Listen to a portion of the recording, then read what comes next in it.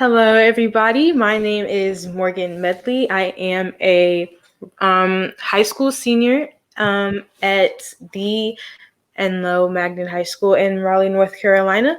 I have the dreams and aspirations of becoming an architect, and this is my live broadcast, and it's held by Black Girls Draw.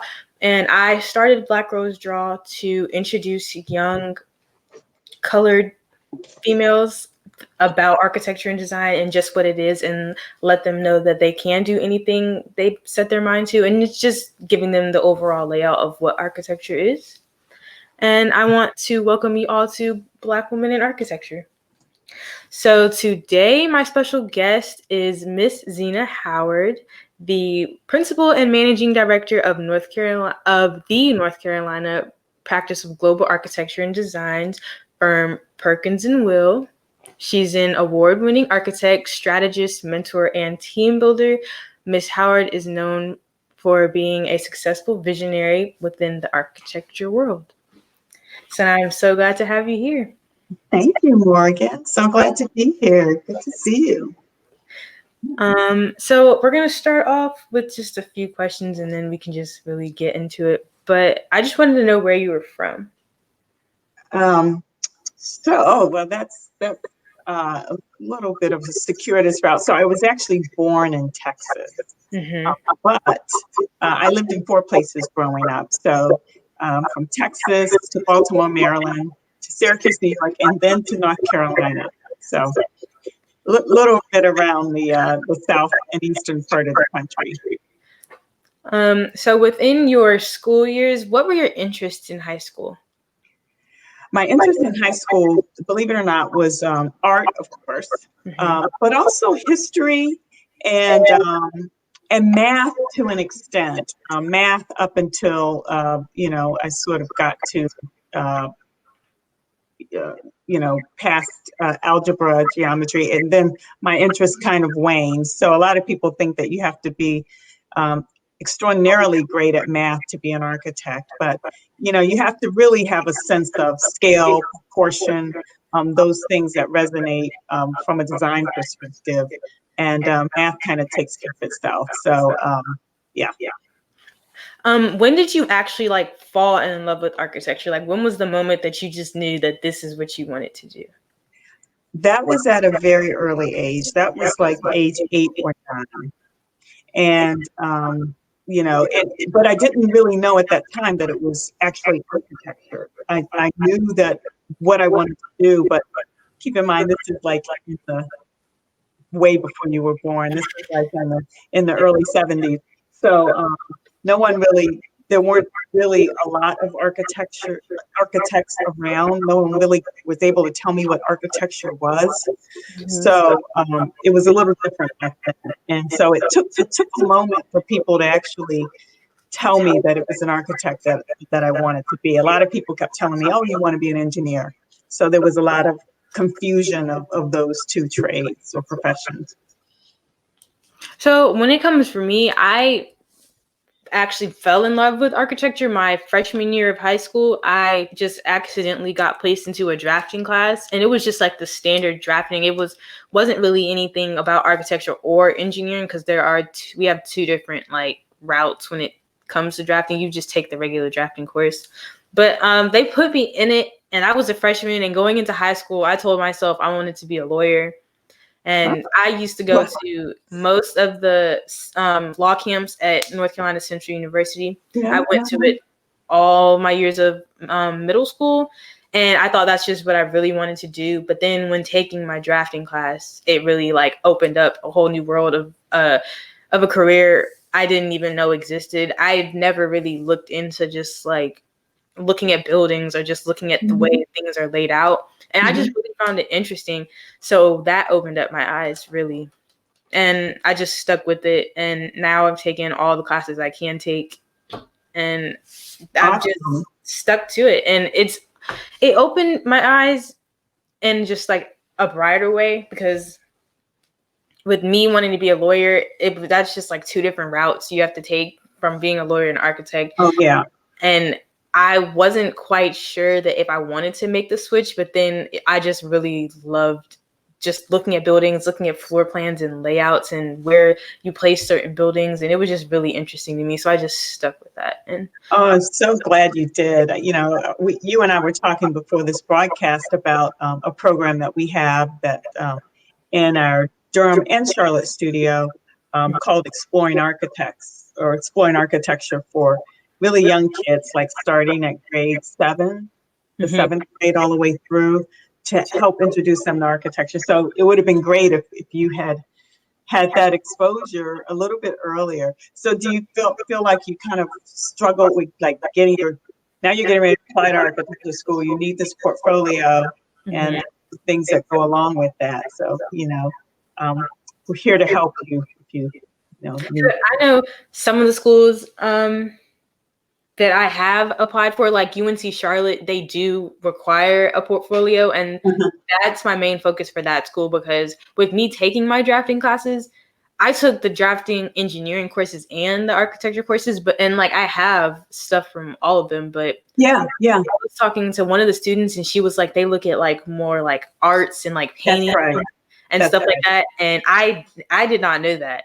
Yeah, So yeah, anything that's creative. It doesn't have to be architecture. It could mhm, be, it could be art. It could be drawing. It can actually be creative writing with yeah. sketches. Anything that you have, something that you've made, physically, Mhm. and that you photographed. So at this stage, we're not necessarily, the schools aren't necessarily looking for straight up architecture and all drafting classes, but just anything that shows your creativity. Yeah, I didn't know that until I talked to one student that's there now, and she's, I think, either a sophomore or a junior now. And Uh-huh. she came down and we went to lunch and we just talked about it. And she talked to me about how she had never taken any type of architecture or drafting classes in high school, and she Huh. just knew she really liked art and Yeah. she wanted to use it in some form. And now she takes the architecture courses at UNC Charlotte, and I just found it really interesting. Yeah. Yeah. So, did you have anybody that you actually looked up to, or do you like admire, or that was your mentor growing up that made you stick to the path that you chose? You know what? Oddly enough, no. When I actually tell you I didn't know a single person that was an architect, I didn't know a single person other than who I saw on TV. And at that time, you only had like, 2 or 3 television shows a week that aired and that we could watch. So the only other person that I knew that was an architect was the guy, the father on the Brady Bunch. That was it. No, like no one ever. And so, how I stuck to it. My parents just said, if this is what you want to do, we'll Hmm. help you start researching, how you can get there and how you can go to school and where you can go. Um, but I didn't really meet a single architect until I was in college and they were professors. Hmm. So, When it comes to me, the one person that I do look up to, she's actually my teacher, and she's been teaching me all 4 years of high school, and she uh, is a woman of color, and that really inspired me, yeah, because I didn't think about, oh, there are different races and different genders that do this, and it just really inspired me to stick to it, and I've just looked up to her so much. that's She's great. just She's an architect. well, she teaches me the courses that I need to teach, but I think she is licensed in it. Oh, And that's her beautiful. son is also working there, and I've had him a couple times, and I'm taking him this year. And Yeah, it's really she's just motivated me to stick to the path that I want to stick to. sure. Well, what you're doing now with this podcast is going to do wonders for you when you get ready to apply to architecture school. Mhm. You know that, so, yeah, because this is great that you're actually engaging and discourse about it. And I think with the pandemic, it kind of helped me open up a lot more when it comes to meeting new people, because I like you said, you didn't know anybody in architecture other than my teacher. I didn't know a single person.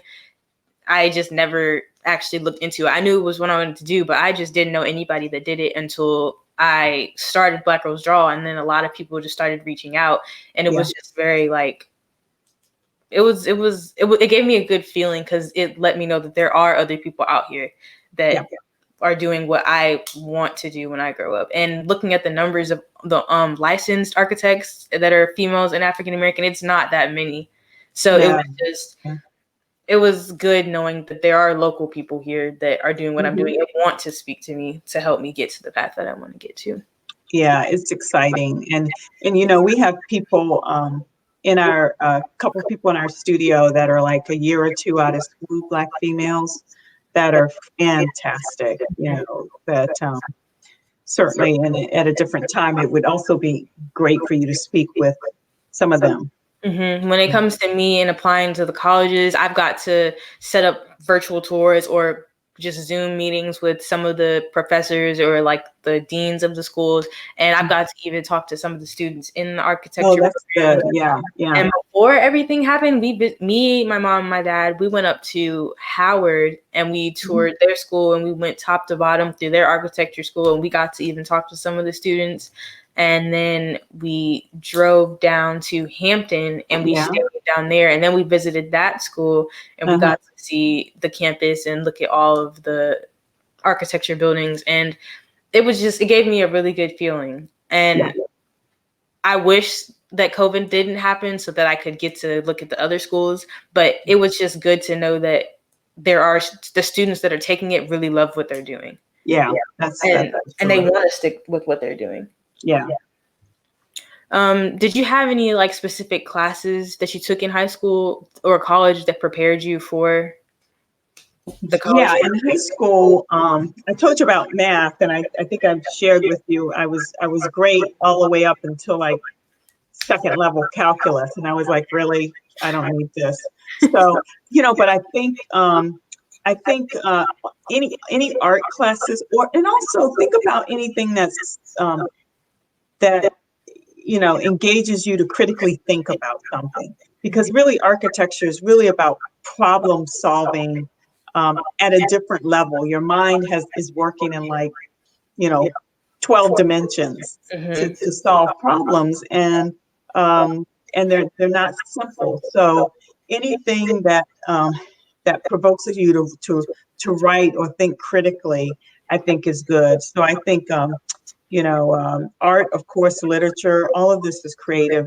Math to a degree, but don't get obsessive about it.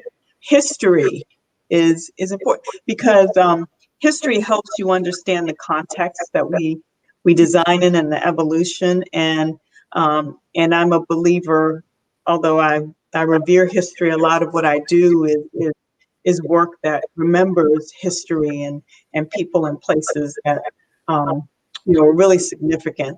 But I do believe that everything kind of has its place in time.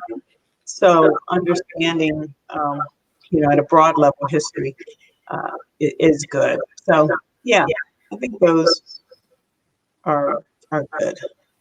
Because I took all my sciences, but like my favorite science that I took was earth and environmental science.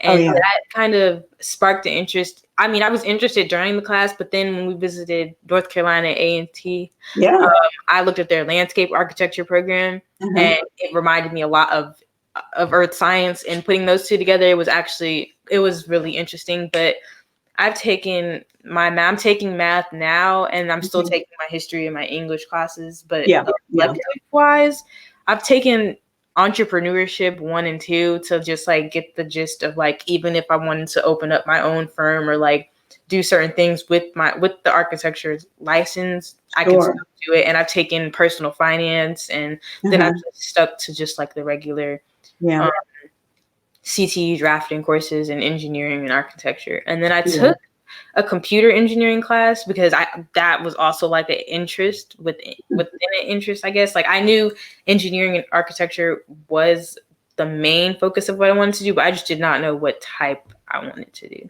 And I think that's still what I'm trying to figure out. I'm still trying to figure out what type. I'm not quite sure yet.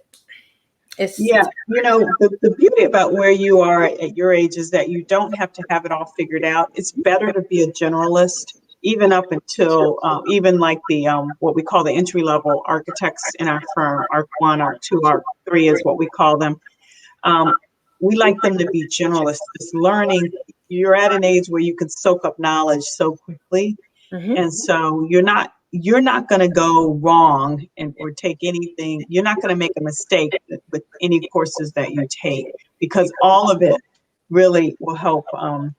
You know, will help find will help fuel your passion for architecture at this age. Mm-hmm. So, so you're doing, so explore all you want. That's my advice. Just, if you want to, do accounting or finance or whatever, all of that can only help you at this age. And right now, when it comes to my drafting architecture class, I'm taking an advanced studies course, and it's basically like a senior year-long project that I have to do. Mm-hmm. And it's like we have to come up with a way to fix something, but we can't know a lot about it. And I decided to choose a community farm and just look at, because I was going to do this program or this competition during COVID, but then we started blackgirlsDRAW and it all just got really messed up. It was the AXO program competition. Okay. I can't remember what it's with, but I do know it's called the AXO, and I was gonna major. It's with the NAACP. That's what it's okay. with. Okay. And I was gonna enter in the architecture competition section of it, and I was gonna do a community farm and lay it out and do it based off of downtown Raleigh and the landscaping of it and how food deserts are everywhere, and there's not a lot of good resources for fresh food. So I was going to do something like that, but then a lot of stuff got mixed up and I decided to use that as my year-long project. And what we have to do is we have to set up the project, we have to lay out a contract, we have to get a mentor for it, we have to get our parents to sign off on certain stuff, and then we have to like bring it all together, and then we have to present it in front of our board of TP at our school. And I had never even thought about it. Like going into my freshman year, this is not where I thought I was going to be. I did not think I'd be sitting here knowing exactly what I wanted to do and taking a year-long course that's actually going to help me when I graduate. That's exactly right. Yeah. Didn't think about it. And COVID kind of helped with that because I wasn't doing anything. So it's like I have nothing else to do. So I might as well put my main focus on the things that need to get done and stick to that. Yeah. Well, there's power in knowing, what you want to do at the point that at your age. Like I said, I was very young when I knew, and I just never veered. Sometimes what you want to do, and once you get on that track, it's what you're fueled by passion, and nothing kind of takes you off that track. Mm-hmm. One thing you just said that I think is important too. I'm glad that you're taking this course that's also going to, you said you have to present at the end. Mm-hmm. I think that's very important because it's not always about just doing great work. It's knowing how to present and advocate for your work and to speak about it. And if you can't really do that, even if the work is really, really good, if you can't convince somebody about your, why this is the great solution. Sometimes great work just never gets realized. And really what you want to do, you want your work to be designed and built and experienced. That's the ultimate goal, not just designed. Yeah, and it's helped me a lot because it's helped me come out of my shell, and it's given me really good people skills, because I used to be like a really quiet, shy child, and like you said, you can do the greatest project ever, but if you can't advocate for yourself, then it's not going to get you anywhere, and nobody's going to realize that that's what you've done and that you actually did a good job at it. So that's I right. think all of this has just really helped me. Yeah. So what schools did you attend while getting your degree? So the University of Virginia in Charlotte. So you were right up there in Hampton. So you were kind of right around the corner, because we used to a lot of people. We used to have a good relationship with a lot of people from Hampton, and so that's where I got my degree from. And I'm actually still very connected to the university. That's another thing. I'm on a couple boards there, and at the School of Architecture, I'm on the Dean's Advisory Board. And I think that's important. Wherever you go to school, when you leave, just try to stay connected, because it's really important to, once you get out and you have that perspective, to try to impact the pedagogy at these institutions. Things are changing, rapidly in terms of how kids are should learn about architecture. Now, particularly in 2020, people are kind of understanding that this notion of just a kind of Eurocentric education, where you learn a lot about that culture and that aesthetic, and not learning about others, hasn't benefited. So a lot of programs or schools are changing their programs and curricula to incorporate more of that. So you're actually entering school at a really good time. Some of the schools that I've actually looked into are A&T, Howard, Hampton, FAMU, Morgan State, and Tuskegee. HBC. Yeah, HBCU wise. And I've visited most of their campuses. The only campus I have not visited yet was Morgan State. And I was planning on doing that now, but their campus isn't open. Well, that's great. And then I was looking at just like other option schools. I was looking at UNC Charlotte and then UNCG. And my dad wants me to look into Virginia Tech because that's where he went. But he's just the opposite of me. He's my rival then. UNC Charlotte, UNC Greensboro, they don't have an architecture program. They have an interior architecture degree, and I'm just trying to like open up my options because I don't want to. When it comes to UNCG and A&T, I don't want to limit my options. If I want to go for something, I want to go for it full out. So those are like really just like schools that I apply to just in case something doesn't work out. Got it. Yeah. I see somebody Aggie Pride, so I totally agree. I have a favor for A&T, obviously, because first of all, we did so much work there. So many of the buildings that we designed there, and it's just a great school. Actually, I'll be there next week. Like a week from today, I'll be there on campus. A couple of folks are writing an article about the legacy of that school. So what motivated you to keep pursuing what you were going to pursue during high school and college? Like what kept you saying that even if it gets rough, this is what I'm going to stick with? That's a good question, because it's going to get rough in a different way. What you experienced is not going to be the same thing as what I experienced, because keep in mind, when I went to architecture school and entered the profession, it was nearly 100% white male dominated. I mean, I would, walk into a room and folks would assume I was there to take their coffee order and not necessarily their architect. I mean, they just did not see not many females, and darn sure not any Black females. I think when I came out of high school or college, there were 80 licensed African American females in the country. So now there's a little over 400.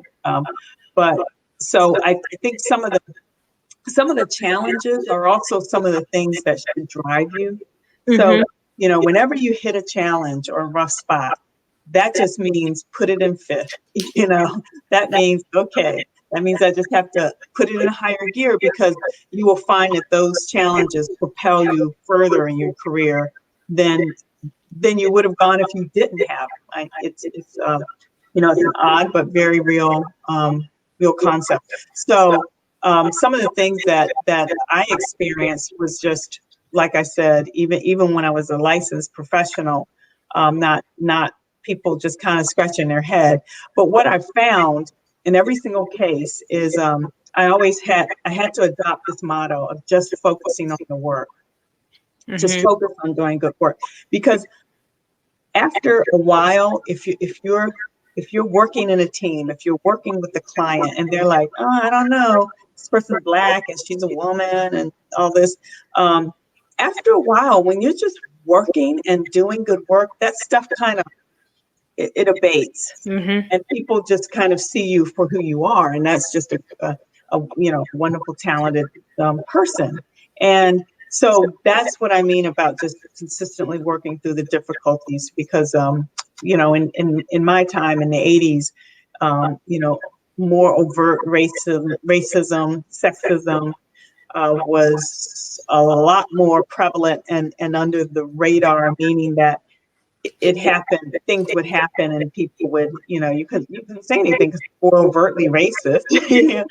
So, it was like, really, but it was like expected back then, or sexist. Mm-hmm. Um, so those are some of the challenges. But then you in this generation won't necessarily have those, but you'll have your own challenges that are of your own generation. And I think the same attitude applies. Focus on the work, and you'll do great. When it comes to me, my like you said, when somebody like questions you or just like questions your ability, it makes you go even harder. That's how I am. And like Mhm. I talk to my dad about this all the time. When it comes to me in my classes, I'm usually the only black person, and then I'm the only girl in the class. So it's really just like awkward. And starting off my freshman year, I was really like shy, and it was like I didn't want to ask questions or say I didn't know what I was doing because I didn't want them to think less of me, because one, they already did. So it was just like really, really weird. But then Yeah. having a teacher of color and her being a woman and her inspiring me, once I hit my sophomore or junior year, any questions that I got or anybody questioning me and my ability, it just made me push even harder, because I Sure. know it's a male dominated field, and I know it's majority Caucasian people. It was like, okay, even though I know this is what I want to do, that shouldn't be the only reason that I want to do what I want to do. I should want to do it for myself also. So like you said, don't really focus on what other people are saying, focus on the work. And that's what my dad was trying to tell me. Mhm. Like earlier today, he was like, it doesn't really matter if it is males, it doesn't matter if you're the only girl. If you focus on the work, most of the times, 9 times out of 10, they're gonna forget about your race and your gender. They're gonna focus on what you can actually do, because in the end, it'll help all y'all if y'all are working in a group. So Yeah, yeah, absolutely. I mean, that is just great advice from your dad all around. Because that's all in the end. That's all you have, and you can't really control what people think or how they want to treat you. And there'll be some people that never come around, mhm. and that's fine too. They're going to continue to be who they are, and but that's okay too. I think just doing good work will propel you. Mhm. So, what did you do right after you finished college? Like, did you have like an internship somewhere, or did you just go dive straight into it? Yeah, and you have to have an internship. You should work every summer Mhm. um, while you're in college. So um, obviously, and most firms like my firm, we start interviewing for college internships right after, shortly after we get back, like late January, early February. Mhm. Shortly after we get back from the holidays, and shortly after you guys start your second semester, usually. And we've really kind of selected our interns by early March. And then generally they'll start working right after the semester ends, the end of May. So you should work every summer that you can. And I did the same thing. I worked every summer that I was out of school.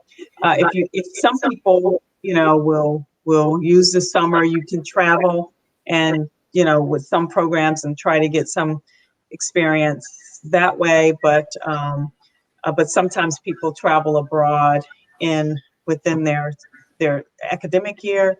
But working is huge. And so when you get out, after you get your degree, post degree, you have that work experience on you, and you're not kind of, helicoptering into a firm with no experience and not even knowing, anything about the work world. So, I watched a video of you on YouTube, and I think it was like, I don't know if it was a seminar or if it was just you talking to a bunch of people. And I noticed that you mentioned culture in architecture, and I just Mhm. wanted to know, like, could you like explain to me what you meant by that? Yeah. So this is part of my personal path in architecture. So as you know, it's sort of like think of it as the medical profession, right? When you a doctor can be a orthopedic, can focus on the bones, or can be a heart surgeon, or they kind of specialize. At some point, you become an architect, but at some point you kind of realize where your passion is, like what you really like to design. And there are certain things that I had a natural proclivity inclination towards, and that was cultural buildings, or that typology, which is largely museums, Mhm. libraries, civic centers. So I was doing that kind of work, and I love it. And I've done tons of museums, as you know, in my career. But in the latter part, I would say in the last 5 to 7 years, I started thinking like culture um, should be able to be expressed in the physical built environment. And so if you look at a lot of the work and the projects I've been associated with, the buildings actually serve to tell stories about the people and the legacies and the histories that are remembered, but also the aspirations moving forward. So I believe that you can imbue that in the physical environment. And in some projects, where now I've sort of taken that same sensibility that is used to design museums, and sort of expanded that into cultural landscapes. And I'm working on a big project in LA that really is an expression of Black culture. So obviously, a lot of my projects are in Black space, which I love. They are they're celebrating just Blackness, Black culture, Black people, Black ingenuity, Black um, you know uh, resourcefulness. So I've been blessed in my career to be able to do um, so much work that represents my own identity, which I think has been misrepresented, not represented. When we did the museum in DC, the National African American Museum, before that museum, those stories were, you couldn't find a holistic story about Black people and African American people in this country. You can go here or there, or go to this state or that state and hear a story about civil rights, or go all the way to this state and maybe there's a museum about slavery, but never anything that linked that together and really laid bare the totality of the experience and the culture of African Americans in this country. So cultural expression, every single project I do has a cultural component to it. Mhm. So, speaking of the museum, how is it like working with Phil Frelon? Because I actually met him Mhm. um, at an NC State event. I think it was for just like engineering, and he came and he spoke to us. And I was like in middle school, and I think my sister was still in elementary school, and I Yeah. didn't really think two thoughts about it. I was just like, this is a cool event, and like the different activities that they had for us there, it was like actually really fun. But I didn't really like think of it as, wow, this is a man that is building a museum. So how was it like working with him? Yeah, so it was great. So let's see, I'm 17 years now here in when I came to North Carolina from really Pennsylvania, Western Pennsylvania to North Carolina, I came to work for the Frelon Group, and that was in 2003, so 17 years ago, to Mm-hmm. work for Phil. Then I became a partner, me and 6 other people in the Frelon Group.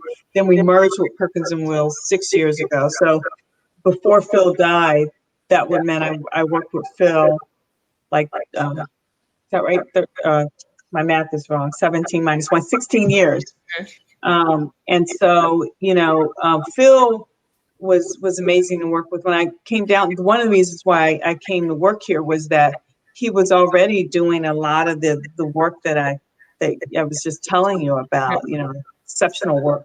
And so it was an opportunity. Phil was the type of person that just kind of allows you the runway you need to sort of take off and fly. Just a wonderful person to work with in terms of giving you the opportunity. Mm-hmm. And so, and really for me, that was the first time, I actually worked for a Black firm. So I was like moving here, and I'm like, oh, moving all the way from Pennsylvania, coming down here to work. And at that time, the Frelon group was about 40 people. Mm-hmm. And so, it was like, oh, I hope this goes well. And it was just fantastic. He's great to work with. So, when like you mentioned earlier, just a few moments ago about the culture and architecture, and you knew you liked building or like looking at museums and like libraries and different cultural aspects of architecture. Did you know that when you were younger, or is that something you found an interest in while you were in college or out of college? Was it something you just automatically knew, or? Yeah, it was definitely an evolution. Mhm. So when I came out of school, I was working, when I came out of school, I worked in Richmond, Virginia Mhm. for a couple of years. And, I was doing sort of public, work. And I thought, this is what I really went to school for. So I was doing like one of the first things I did was like a fire training center. And I also did churches, which was nice. But Mhm. you kind of have to feel your way out. Like, Yeah. you do a little bit here, you know, that was good. You have to use those as opportunities to learn, right? Because I had to really learn the technical aspects of being an architect. I had to really understand how to put a building together. Mhm. And so when you're young, you're just getting that experience. You're just dying. You're thirsting everything. A flashing detail you think is the best thing since sliced bread. You're just soaking up all that knowledge. But then as you get a little bit older, you're really trying to a little deeper into your career. You're really trying to decide, well, what drives me? What makes me wake up in the morning? Because you need that in order to sustain that career for 20, 30 years. You're not going to wake up 20, 30 years wanting to do something that you hate every day. Mhm. And I say every day, I am actually blessed that I do something every day, and I happen to get paid for it. I would do this if I didn't get paid for it. So it's really a blessing to do what you love, and then have people recognize that, be successful at it, and then make money. That's a bonus. So yeah. So I would say I didn't know. It was an evolution, and then as I started each time, the first time I kind of knew that I really wanted to do something. Really had that passion. I was working in Pittsburgh, and that was I kind of got inspired by Allison Williams. You should have her on your show, on this little show. She's another one that she was working on a museum there in Pittsburgh at the time, and I was trying to associate with her on that project. Long story short, is that work, along with some other work that I did for the Watson Institute, some other projects I did up there, really helped me to know where I was. So that was probably in late 90s. So I'm going to say that was 20, maybe 20, 22 years ago. And I was like 10 years in my career when I figured out all of this, maybe 9 or 10 years. Yeah, because like the advice my dad gives me and my sister is, he's like, once you find something that you love, not just because of what type of money you're going to be making or just like what it is, if you find something you actually like, he says to just stick to it, because you don't want to wake up every day and be going to a job that you just completely hate and you don't want to be there. You want to be doing something for the rest of your career that is going to bring joy to your life. And that's That's just exactly one of right. the things that has just stuck with me. A case in point from my experience, when I got out of school, everybody around me was making, like, I remember people were making like, they were getting job offers like $18,000 a year. And I was like, oh my God, they're rich. I mean, $40,000 a year, 18. And I came out making my first job offer was something like it was either $15,000 or $16,000 a year. And Mm-hmm. I moved in my little car, got my little apartment on my bus, and I took that job because yeah, I could have looked at these people that were getting offers in the, like there were people that getting offers like in the 30s, like twice what I was making at that time. And they were like, and I was like, well, I can't quite make that. If I had just done that and look at, if I had just gone where that money was at that point in time and not built the career I have today, that, now I'm sure I make far more than those people. You know what I mean? So money just at that stage should not be a driver. You just have to say, I don't care what I'm getting paid. I'm going to make this work because I'm doing what I love. Mm-hmm. And that's how my mom is, because my mom, she's been working at the same place for a long time. And I think it's honestly just because she likes working there. And the same thing with my dad. And Yeah, my mom always tells me, just don't look at the money. The money will come afterwards. You just have to really stick to what you want to do and find the right place for you. And yeah, then go deeper into the other yeah. shit that comes with it. And the other thing you have to keep in mind is that compensation just doesn't come through salary. Mm-hmm. It comes through ownership.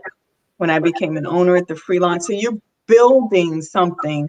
When I'm an owner at Perkins&Will, you're building your credibility. You're building something that goodwill has value. People pay for that. You're building your reputation. So if you're just always kind of sniffing and running after money and a paycheck, that's all you'll ever have. You'll never really reach those more substantive um, compensation that comes, through these other ways. Mm-hmm. So, how long did it take to plan out the museum itself and just like get everything running and then getting it actually built? Like, what were the steps that it took to do all of that? um, so I worked on that project for 10 years straight. Wow. Yeah, actually nine, and then the last 2 years. Actually, believe it or not, Smithsonian, we wrapped up our last little bit of services, and they paid our last invoice a year ago. So, Wow. uh, so it took. So we did, just to give you, we did. Started in 2000. We started pursuing the project fairly early on, but we won the programming in 2007. And did that for 2 years. So programming, which we produced a massive 12, 6 volume document, 1,200 pages that just prescribed everything about the museum in a written narrative form and sketches. So it really established what we saw as the basic parameters beyond the program, like the square footage. Then we competed through an international design competition for the project. We got shortlisted 500 firms, and then we won the competition. I never will forget, where I was, the minute that I heard that we won. And then at that point, I took the lead as a senior Mm-hmm. project manager. And then, and so that was in 2009. And like I said, we just wrapped it up. It's 10 years. But I was actually in the full time. I was there every week for about 8 years. Mm-hmm. Just yeah, it was it was uh, it was the most the largest thing that I've ever done in my life. We took a building that is this kind of bespoke you know level of architecture, and we delivered it. And, no one, people don't know that building. It's not like we designed it, it's the contractor who built it. We were Mm-hmm. designing while the contractor was building it. So we actually, it's called contract. We actually fast a project like that. We delivered that project in eight bid packages. The contractor going. And so we were literally drawing on the design. Like I had our own trailer. and the contractor trailers were right next to ours in Smithsonian's trailer, and we were hustling. So it does take a long time to see. I mean, that's a massive project, $500 million project. It does take a long time to see that come.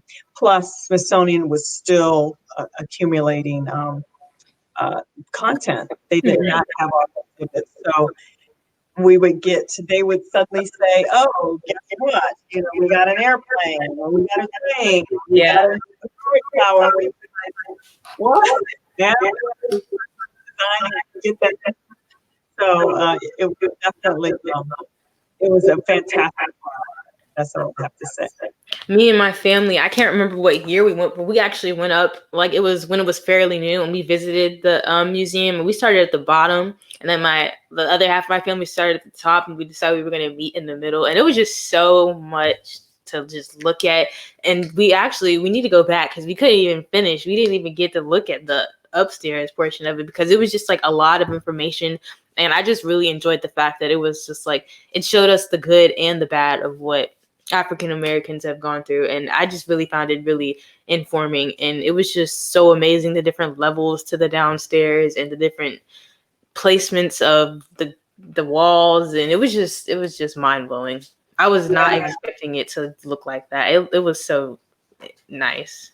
Yeah, well, thank you. It was definitely a lot of work. And you know, when it opened, I would tell people, "Well, allow 3 days," and they would laugh at me. And then they were like, "Oh, I understand now why you chose to take 3 days." I was like, "That's right." Yeah. Yeah. So, can you tell me about the company that you work for now? So the company I work for now is called Perkins&Will. We're the second largest architecture firm in the world. So, but we merged. So as a partner with the Frelon group, Phil Frelon, I told you, we merged Perkins&Will 6 years ago. And so the North Carolina practice is so I'm the managing director of the North Carolina practice. So I run the practice. We have 2 studios. We have about 50 people in Durham, and we're located in the North Carolina Mutual building, the historic African American owned building, right there on the second floor. So if you ever want to visit us, whenever we're back full steam in the studio, you're welcome to do that. And then in Charlotte, we have about 25 people there. And so together, we're the North Carolina practice. Although Perkins&Will is a large architecture firm, it has 27 offices worldwide. Each studio, each of the 27 studios are very nuanced, very different, and they're very kind of self-directed in a way. So in North Carolina, and they each have their own kind of specialty. So in North Carolina, we're pretty much very well known for cultural work. That's one of the reasons why, you know, Perkins&Will, you know, was really keen to merge with us. We do a lot of the libraries. We do a lot of the higher ed. So we do museums, library, cultural centers, higher ed, science and technology, healthcare, and we also do planning, urban planning. So it's just a wonderful mix of work and mix of people that we have in the North Carolina studio. Obviously, we do work. I do work all over the country. Sometimes outside the country. We go where we're kind of the take up. We're North Carolina based. Our work is all over the place. So, what's one of the biggest obstacles you've had to say that you faced while being an African American female in the workforce or just in college itself? In college, I would say the biggest obstacle I faced was financial. And here's the reason why. Because remember, I didn't have any mentors, right? So I thought I had it all worked out where, you know, I had lots of scholarships. I worked all the time. I worked for the summers.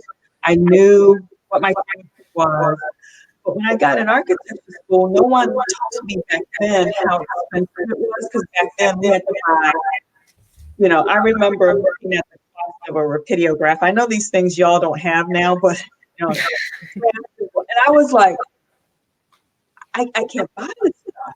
I was like, I thought if I paid for my tuition, paid a little bit for books, I Mm-hmm. didn't really all the equipment and supplies. That stuff was exorbitantly expensive. So every semester, I was just like, looking, making sure that I was about as skinny as skinny can get, because I was like, eat or buy architectural supplies.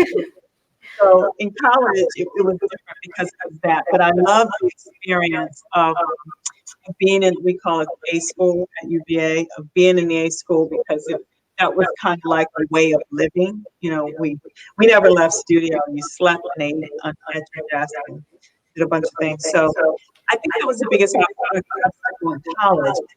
After college, I would say back to those early years where people didn't see very many Black females, that was an obstacle.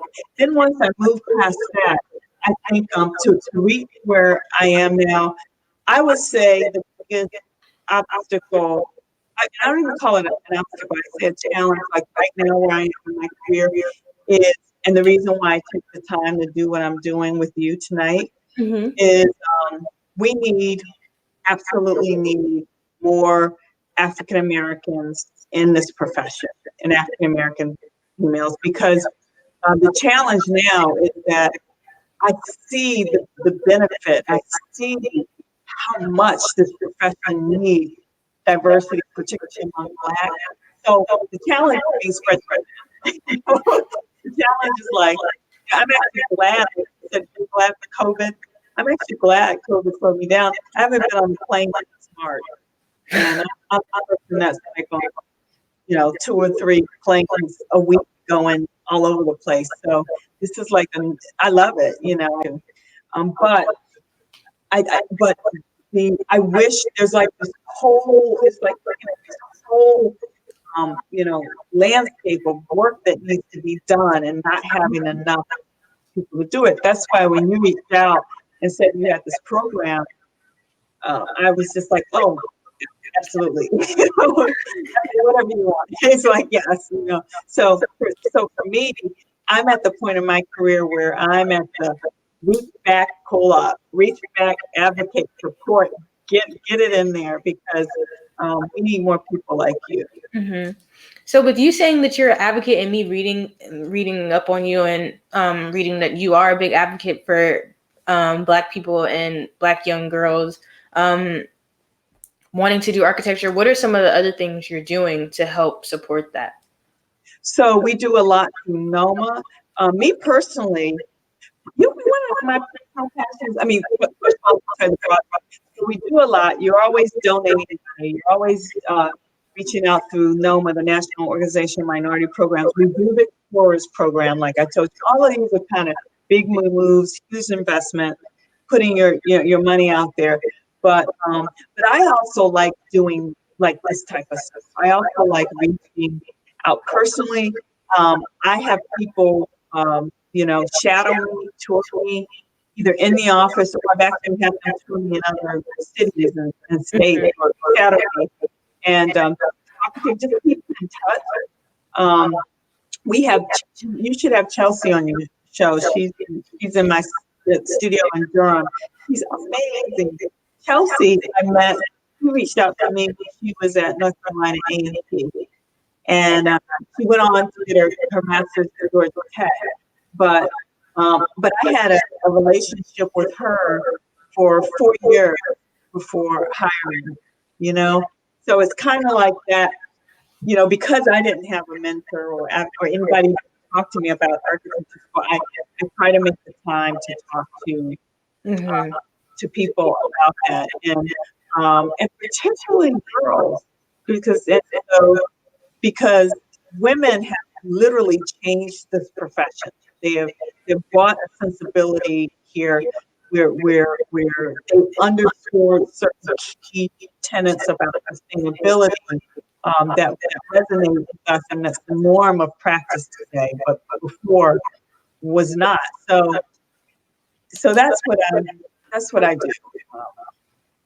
beyond the other stuff of you know, money and all that. I think that's so great. You have to do both, you know, you have to work at different levels. And when it comes to NOMA, I actually did their Raleigh and, well, I can't remember what other cities were participating in it, but I did their architecture camp during the summer, and then I also did the hip hop architecture camp. Oh, yeah, was like you? It was a lot of fun. Yeah, It was a yeah, lot of fun. yeah. And it was good seeing the ways that they've tried to keep it going even through this whole pandemic, and seeing that there were kids from everywhere, especially with the hip hop architecture camp. There were kids from all over. It was it was a lot. It was like a lot of kids, and we had a whole Zoom call, and it was just like over like 100 people, and it was really fun. That's incredible. Well, he's doing amazing work with that and just inspiring, you know, so many kids in the profession. So I'm glad you had a chance to do that. And I actually, I know Miss Kim Dowdell. She was actually the first guest that we had on the series, and I actually got to talk to her, and she's also inspired me along with the other few people. But it's just really good because every single architect that I've talked to has always brought up NOMA, no matter where they're from or anything, and it's good to see that it's like a really big worldwide thing. Yeah, and when you get to college, you'll be a part of wherever you go to architecture school. They'll likely have a no must chapter. Chapter. No, Chelsea, that I was telling you about, headed up no must at Georgia Tech, and so she actually brought me down to Georgia Tech. I think 2 years ago, right before she graduated. So I do work also with the no must chapters because. They're great. Hopefully, you'll be heavily involved in that and do the conferences. So I just have one final question for you, and then we're just gonna go ahead and wrap it up. But I just want to know: do you have, like, if you had to give any student, no matter gender or race, one piece of advice about going into the architecture field and getting through college and everything, what would it be? You know, that's funny because right before I come on the show, I was writing responses to questions for the University of Southern California. I'm the recipient of their inaugural Citizens Architect Awards. They sent me these questions to answer as part of receiving this award, and that was one of the questions. And so my response today is a little different because of what I shared with you about this change in education. And so my response to them was similar to a forum that my firm just hosted on justice and equity in design.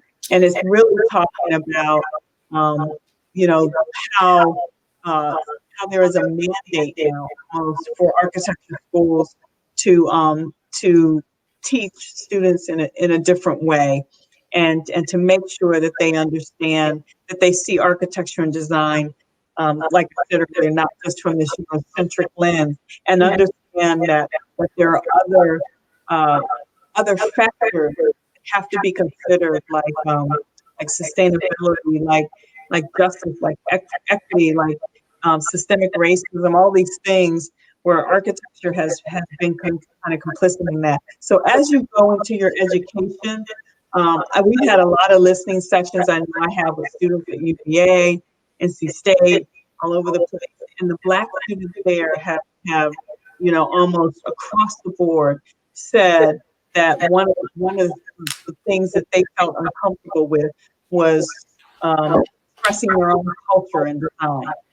So my advice to you is that you're at a point now where now the doors are opening to allow that.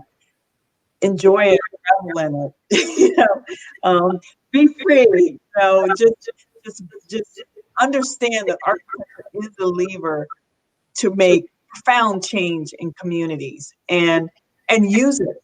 You know, use it. Just do it. Don't think twice about it. Like we've had to, and some other folks have had to. So that would be my advice to you as you went into being an architecture student. Well, I will keep that in mind. And I just wanted to thank you again for agreeing with my dad to let me interview you and let me talk to you. And I hope that we can actually stay in touch, because I would really appreciate it if you could just help guide me through any other obstacles that I'm going through, because it's hard not. I'm not gonna say not knowing a lot, but like the pandemic has helped me, but it's hard not. It's hard with them not being local, should I say? And Yeah. so you're in since I'm in Raleigh, it helps a lot. So I really appreciate it. Reach out to me, and I definitely think that there are a couple of other people in my studio you should talk to that might be a little closer in your age that can give you, you know, other advice, a sage advice from a different perspective. So Mm-hmm. I'm excited. Thank you for having me on Mm-hmm. your show. This was an evening well spent, and I'm going to be watching your career because I know you're going to just do great things. Thank you. And I just wanted to thank you guys for watching. And I ask that you guys follow us on Facebook, Instagram, and Twitter at blackgirlsDRAW. And I will be announcing our next session shortly. And we do have one coming up this Saturday. And it is at 10 o'clock, I think. So I just wanted to thank everybody. And I hope that everybody has a really good night. Thanks, Morgan. You're welcome. Thank you. Bye. Bye-bye.